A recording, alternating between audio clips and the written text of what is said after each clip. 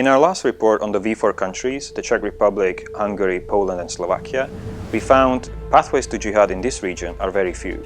Because there is no jihad infrastructure, no veterans, no families with histories of radical Islamist involvement, and very few radical preachers, these pathways are often improvised. A good example comes from Hungary, where two young men, Daniel and Viktor, met online. Daniel was asking how he could join the Islamic State, and Viktor replied. The two started chatting, and after 3 months, Viktor decided to go to Syria. He secured the money, bought a low-cost flight ticket to Turkey, and found an online contact who would get him across the Turkish-Syrian border. Or so he thought. He landed in Istanbul, but no contact ever met him. Despite this, he persevered and he reached the Turkish-Syrian border. Eventually, he became suspicious to a Turkish police officer and ended up in prison for 2 months.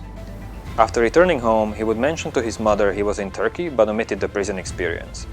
Viktor led a loner life. He had no contact with his father, he had no friends, he had no jobs, he suffered from bipolar disorder and depression. He also attempted to commit suicide after his return. He led a loner life until the police caught up with him, but it wasn't for his Turkish experience. It was thanks to his old online acquaintance Daniel, who was being busy on the internet. After being expelled from school for alleged violence on animals, he would research topics such as Anders Breivik and use Norwegian terrorist's name as alias as long as Hitler's on the internet.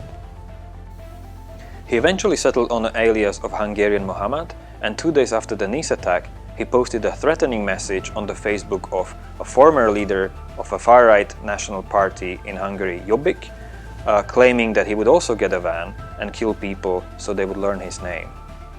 This started the investigation into both men's activities. Both of these men were very deeply unhappy with their lives and referred to them as hopeless in the court. We identify this pathway as of dissatisfaction and outrage with their lives. It is based on a Peter Nesser's archetype of a misfit, who is a person who embraces jihadism as a response to a string of personal and mental issues. If you want to find out more about pathways to jihad in this region, read our report on our website.